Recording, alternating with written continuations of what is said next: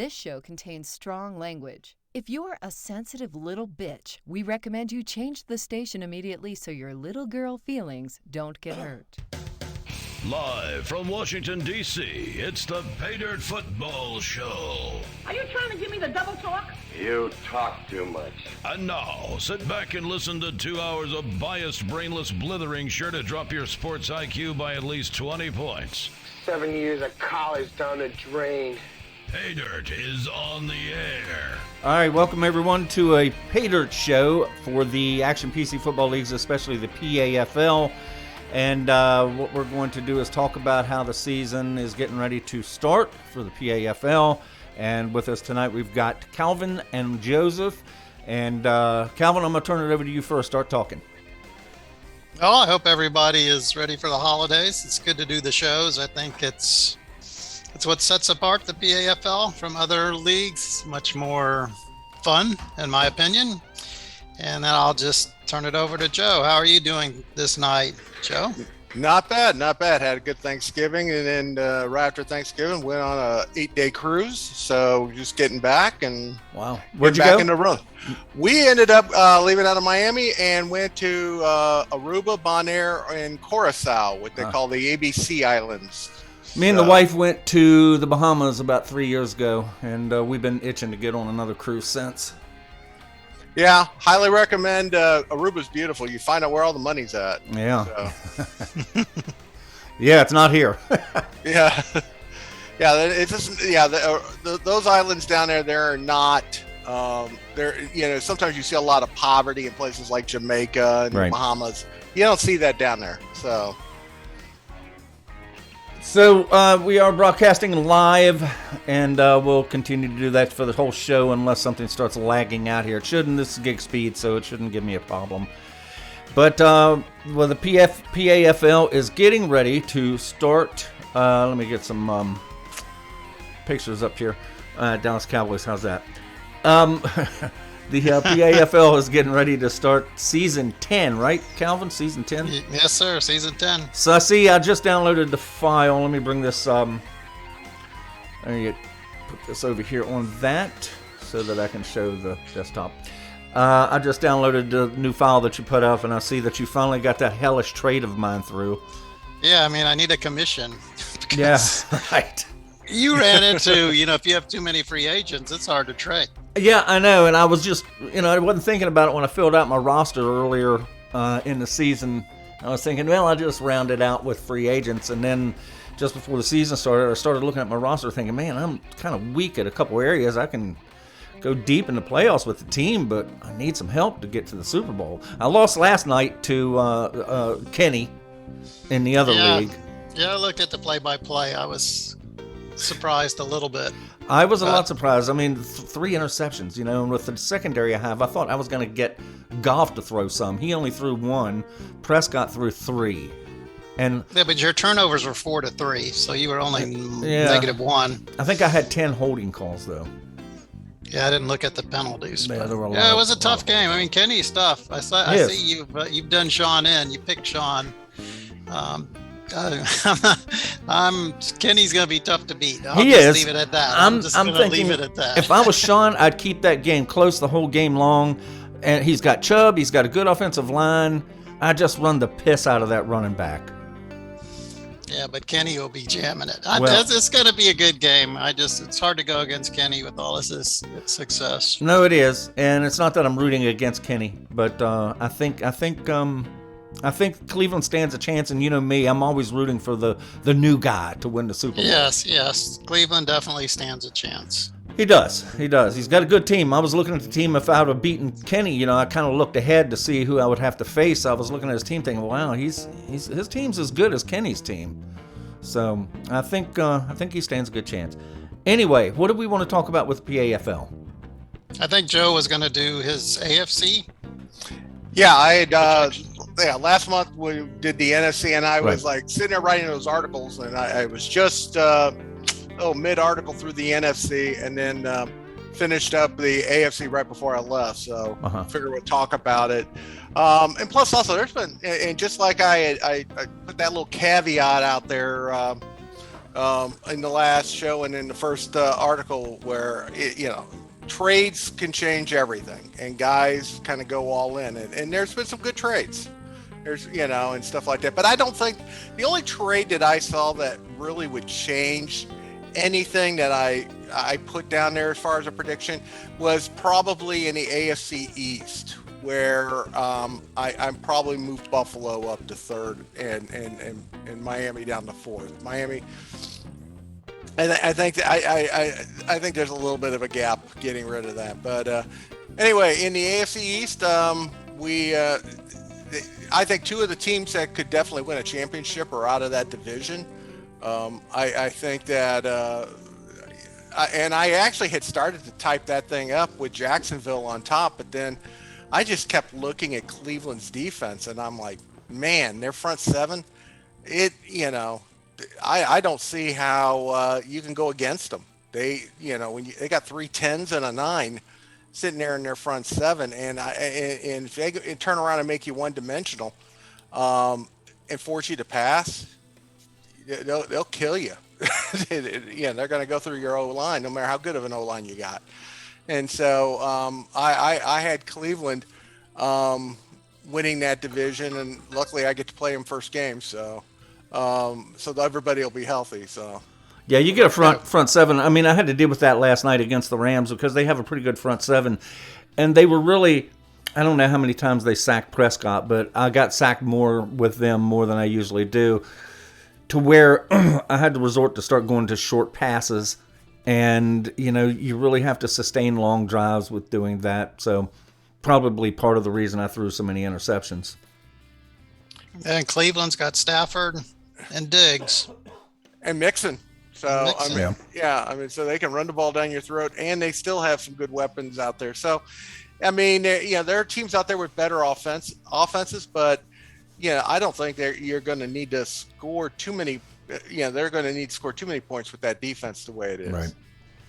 And then second had Jacksonville. I think, and Jacksonville actually made me and Sean had made a trade. He probably got the better of it for this year in getting Max Crosby. I got back Montez Sweat and DJ Hoodley.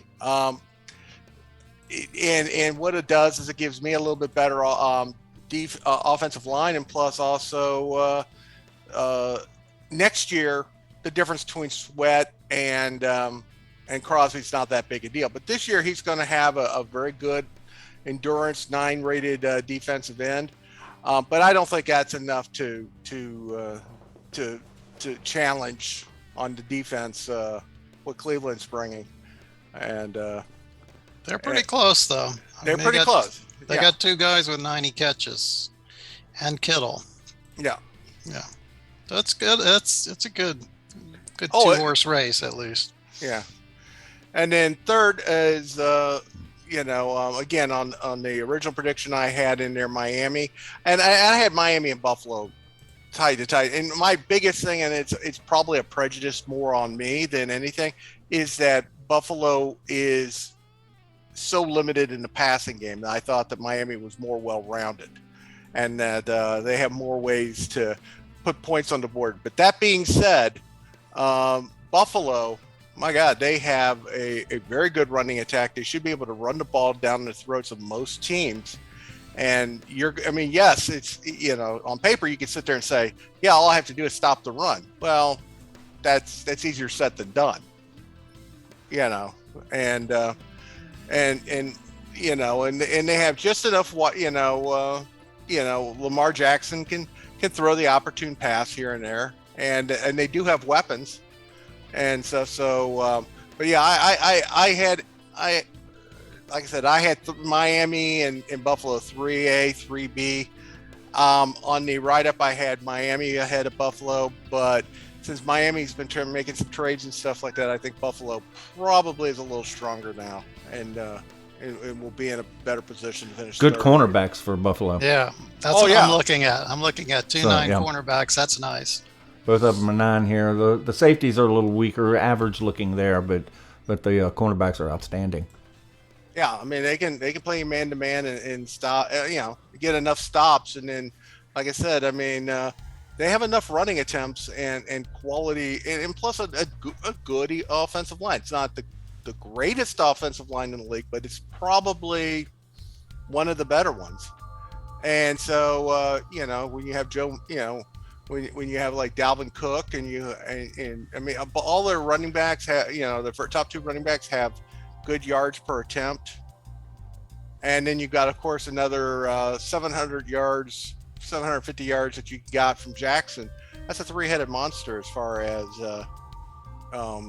moving the ball on the ground. So, Yep, and Huntley can run it too. So, yeah, and then last I have Don with New Orleans, and I don't think he's offended by me saying that. I think the thing he came back to me worse was I sat there and said in the article that he may be competing for the first pick in the draft. He's like, he equated that to saying that he has the worst team, and I'm like, no, Don, you have actually, there's several teams that are better than you're better than several teams, but you're in the worst division.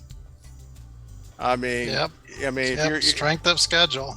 Yeah, schedule stuff. I mean, Don's not going to be favored going into any game in his division this year, and if he finishes 0-8 there, Yeah, he's in a tough division.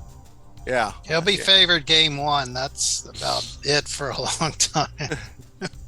Yeah, I mean, that game right there might just be for the top draft pick. So I mean, he wins that game, it might be to his detriment. But then again, I don't think necessarily having the top pick means you've done something. That's guaranteeing you success. No, I agree. And then in the Central, Indy actually has they made a move that I thought helped their team out quite a bit, and I think they're kind of in the class of that division. For a while there, I thought maybe they were going to be a little close. Tennessee might keep up with them a little bit, but I think Indy could win that division by a few games. Tennessee is going to be competing there with Cincinnati. I know Nino is going to make moves and try to go for the long haul, but at the same time, he's not going to decimate that team. So Tennessee and Cincinnati will probably be battling for second and possibly a playoff spot. And then Pittsburgh, they're just, Pete's got a little bit of a rebuild to do. But he had a good draft, and I think he'll and plus the one thing about Pete, you always know you're getting his best game. He's never going to give you a game. So, and then out west, I think we finally got a new owner who's going to be taking over Denver, and he's going to be in.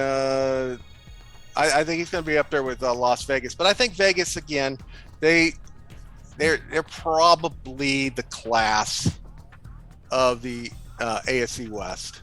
The only thing that, and again, this is a weird situation. I don't think I've ever seen this before, where some of the top teams in the league, the biggest question is at quarterback.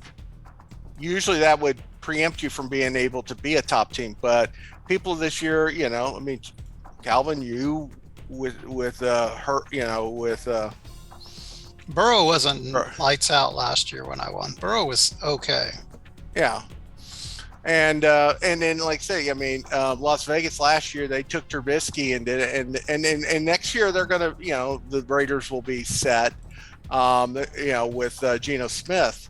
But this year they're going to have to get by with Davis Mills. And if they could, I don't see where Mills is that much worse than what Trubisky was on paper last year. And Chris is a good coach, so he'll probably manage to find a way to make it work. But the rest of his team is fairly, it's fairly deep. Defensive line, he could be a little bit better, but the back seven, he's exceptionally good. And then he's got weapons on offense. He goes, 3 wide receivers, 4, and then a quality tight end. So I think he's definitely going to be tough to beat in that division. But then again, Denver, same as like last year, they've got a top offense. And they've got Nick Chubb. Yeah. Nick Chubb can work with that Henke guy. He's got Josh Allen here. Yeah, I mean, that's going to be a shootout. I've been talking to Andy some. I'm like, Andy, you don't pay attention to what's going on in PSFL. You don't need the best quarterback to succeed. The salary cap evens out the playing field a bit here. Yeah, you gotta. If you end up having a stud quarterback, you're going to end up having to take it on the chin somewhere else. And when people are keying on Chubb, I mean, again, you like it's easy. Still, can he key on Chubb? Well, then Henke plays like Superman because you're going to run defense. So there's some strategy here in this game. Yeah, I mean, and Denver, like I said, they got Josh Allen. They got, I mean, yeah, and like I said, as far as a wide receiver, they got 3. They could go 5 wide receivers if they want. Could go. They literally have got 5 wide receivers that could play for them at any given time, and then also 2 tight ends. Double tight end. Yeah, this is a fun offensive team. When I looked at it when they were open, I'm like, this is pretty fun to play. Yeah. And yeah, they got their. I mean, they've got their challenges on defense, but it's not like they're with glaring holes. It's just that they don't. They had the same issue last year. If you remember the games that they lost during the season, it was in high-scoring shootouts. But Howard, well, I'll tell you what, last year during the playoffs, the defense tightened up, and they made enough stops to where that's how he took that team to the Super Bowl. Yes. But then after that, I think San Francisco's a definite third.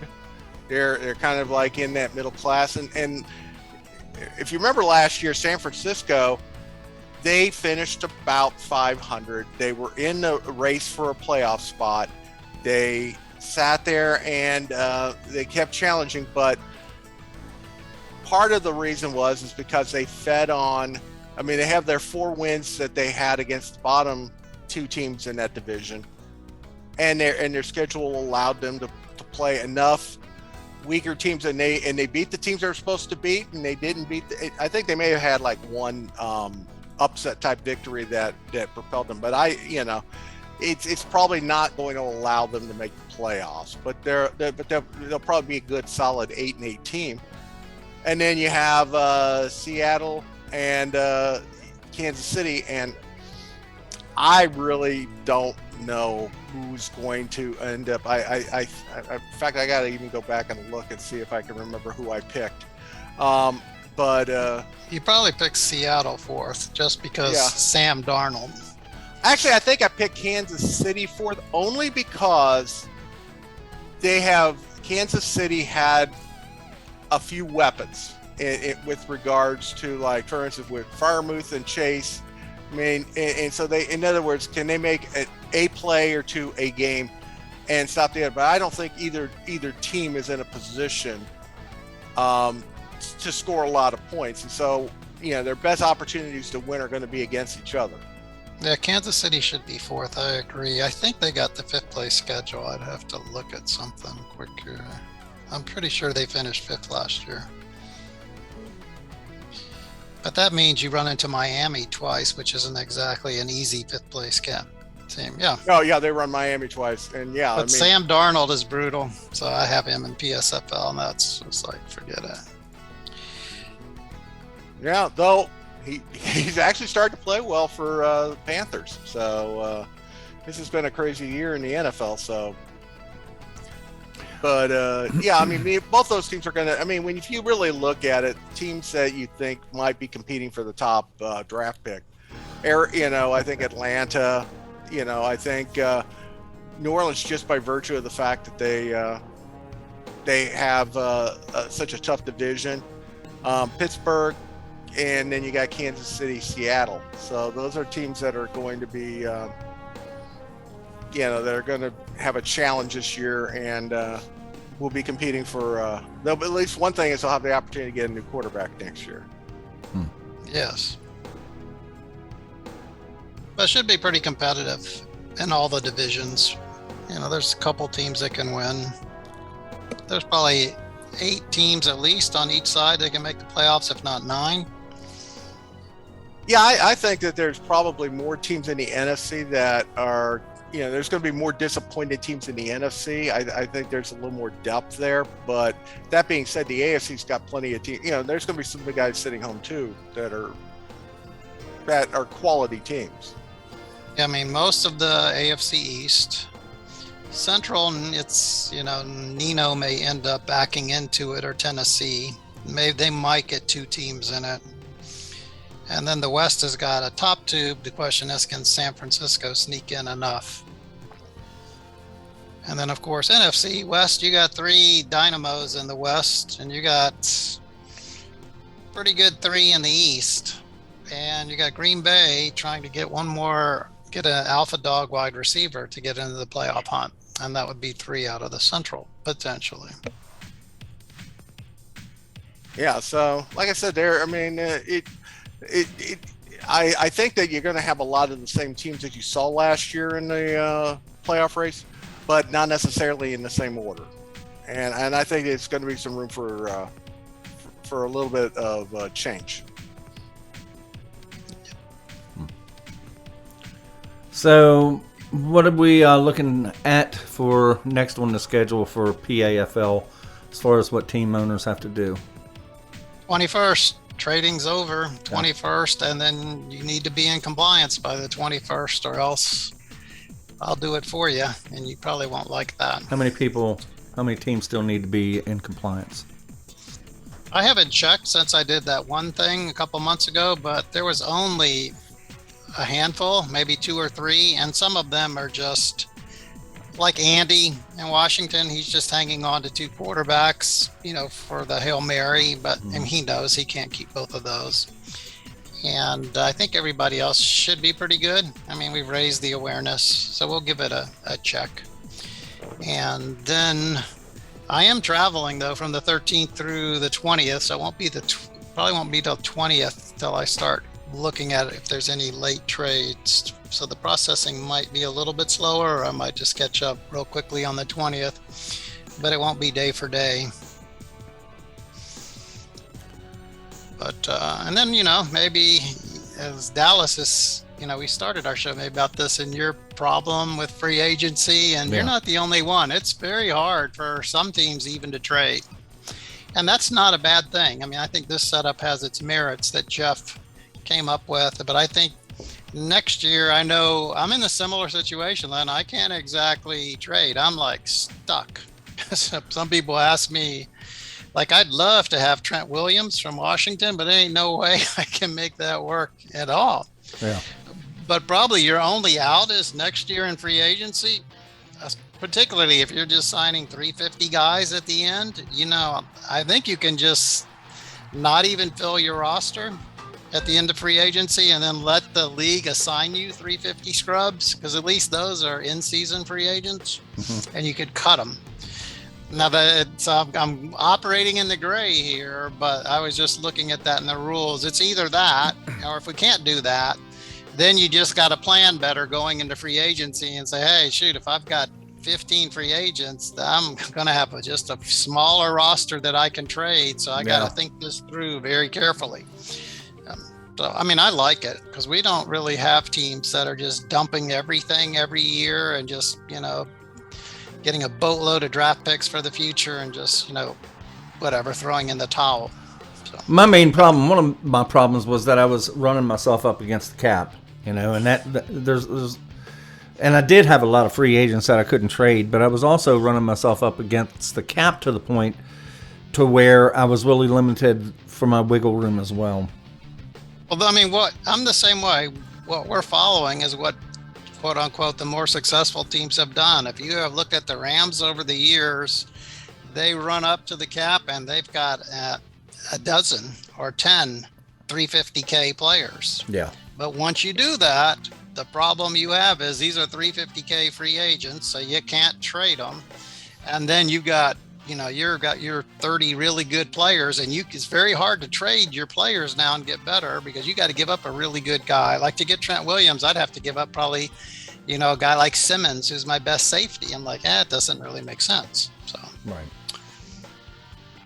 Yeah, it can be tough. Like I said, I know I've had some trouble with it, but I have talked to Andy. I'm like, dude, if you don't get what you want for Williams this year, I'm gonna have cap space next year. I'll trade for him next year for sure because my tackles are all hurt.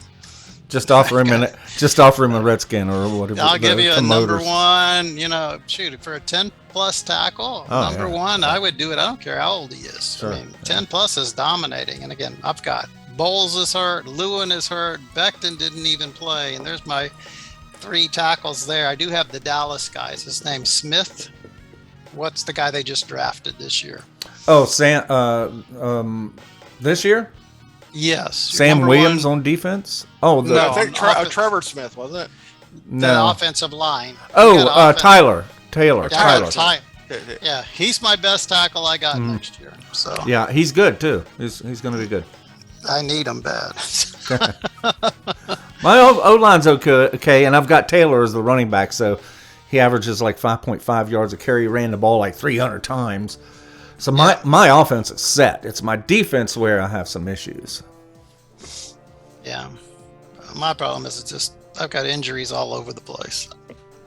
I mean, it hurt me. I had to trade a guy. I had to trade C.J. Henderson this week, and I love C.J. Henderson. I love my Florida Gators. I love my number one drafted cornerbacks, but I'm like, geez, I can't keep them. So I had to trade them. Life is tough at the top, right? Yeah, there you go. But I was the beneficiary of getting C.J. Henderson, and I was thinking, well, this is not a bad risk. And then I saw you added Isaiah Rodgers and I'm going, okay, well, Yeah, that was why a he flip. did that. Yeah, I had a flip. He Couldn't paid keep less- them both. Paid less for Rodgers, and Rodgers is killing it in PFF. So He's okay. I think he's a slot corner, but we'll see. Yeah. I liked him because he was another returner for next year. So that's why I'm like, hey, I'll take a returner for next year. If you don't want Rodgers and he was up against the cap, I'm like, shit, if you're just going to cut him, don't do that. I'll give you something. Well, with the new rules, kick returners don't matter that much anymore with the new rules, because very seldom do they get to the 25-yard line. I mean, how many kick returners actually got touchdowns this year? Not very many. So I got the best one in the game. The question is, will he get the ball? I had him in the PSFL too. I don't know how to pronounce his last name, Nwangu. Mhm. Vikings, 2 TDs out of 18 returns, but they don't kick him to. People don't kick him the ball in the game. I can't get a return yet. In fact, I got him in. I'm in 3 leagues. I got him in all 3 leagues. He hasn't returned a touchdown yet. Yeah. Well, I mean, punt return guys, you want to have good ones there, but as far as the kick returns, I usually end up having to down it in the end zone anyway. Yeah. All right, we are running low on time here, so is there anything else we want to discuss with the PAFL? Can't think of anything, you, Joe? not off the top of my head. Like I said, the one thing is that I sit there and I just keep twiddling my thumbs and I keep waiting for certain teams to make a move. And if they don't, I mean, now when they stop trading on the 21st, I mean, what is it? It restarts after the 1st, right? Yeah. Yeah, wait, you can't trade and then until after week 1. So Until at the after week 1? Until after. There's no trading between the 21st and week 1 of the season. Everything is locked down. Mm-hmm. The disc will go out, whatever that day is. 1/1. When is 1/1 here on my calendar? 1/1 is a Sunday. So the disc will go out. I just got to make up my mind on what day I want it in. And mine, I don't know. I might have it due on, it doesn't matter to me, Monday, Tuesday, or Wednesday. It's going to be a little bit earlier because I don't want to stay up late. So it's going to be due like at 8 o'clock Eastern, 7 o'clock Eastern, so I can turn it around and get things up. I don't stay up that late. So. And the main reason that dead spot's in there is just to let the commissioner get everything in gear, in line, and ducks in a row for week 1. Yeah, and I have a feeling at work I'm going to have to start going to the office much more here very soon, so I'm not going to be as flexible. So more than likely it'll be probably Tuesday or Wednesday. Doesn't matter. I mean, I think Doug learned in the PSFL the day of the week doesn't matter. There's still 7 days. You still got to play your game in 7 days. So there's really no magic date that's better. But I'll probably pick either Tuesday or Wednesday, and it'll be like 7 o'clock Eastern. Get it in. If you don't, it will be auto played because the ship will go forward and just has to. We can't afford to slip. We're going 17 weeks this year too, so that's a whole other week. So okay, all right, guys. Just so we'll have a couple of minutes after the show's over, we're going to call this a show now. And next time, when you want to do this again, how about just before week 1? that works for me. All right, guys. Sounds good. We'll start predicting games. Yep. Appreciate everybody being here, and we'll see you next one. Bye-bye. That's all, folks.